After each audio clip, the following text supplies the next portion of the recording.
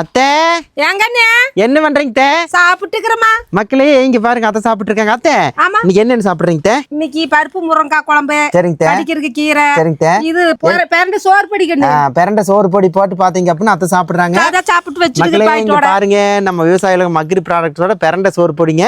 அத்தை இப்போ வந்துட்டு இது எப்படி சாப்பிடணும்? சாமி இது எண்ணெய் ஊத்தி பிணைஞ்சுக்கலாம், சரி அத்தை. எண்ணெய் ஊத்தி பிணைஞ்சுக்கலாம், தேங்காய் எண்ணெய் ஊத்தி பிணைஞ்சுக்கலாம், பிணைஞ்சு அப்படியே நாப்பி உண்டுக்கலாம். அப்படி இல்லைன்னா தயிரும் கூட கொஞ்சம் சரிங்க அத்தை. சேர்த்துக்கலாம். இப்போ இத்தனை வெரைட்டி இருக்கிறப்ப இது எதுக்கு சேர்த்து சாப்பிடுறீங்க? அது ஒரு கொஞ்சம் இது கொஞ்சம் கொடுத்தா வயிறார சாப்பிட மக்களே இது ஒரு டேஸ்ட்டுங்க. அதே மாதிரி பாத்தீங்க அப்படின்னா உழைப்பவர்கள் அக்கா உங்களுக்கு வாங்க கொடுத்துடலாம் வாங்க. நீலக்காவும் வந்துட்டாங்க, வாங்க சாப்பிடலாம் வாங்க. மக்களே இங்க பாருங்க நம்மளுடைய பிரண்டை பொடி பாத்தீங்க அப்படின்னா சாப்பிட்டா அவ்வளோ டேஸ்டா இருக்குங்க. அதே மாதிரி வந்துட்டு கை கால் வலி இந்த மாதிரி இருக்கிறவங்களுக்கெல்லாம் பாத்தீங்க அப்படின்னா பிரண்டையில் செய்யக்கூடிய எல்லாமே ரொம்ப மருத்துவ குணம் வாய்ந்தது.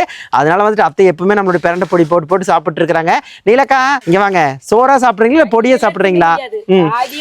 அத்தை ஊட்டி விடுங்க அத்தை. மக்களே நம்மளுடைய பிரண்டை பொடி நீலக்காவுக்கு சரிங்களா? மாமியாளுக்கு ஊட்ட வேண்டியது மருமகளுக்கு நான் ஊட்டுறேன் பாருங்க. இது எல்லாம் இந்த கொடுமையெல்லாம் நீங்க தான் பார்க்கணும்.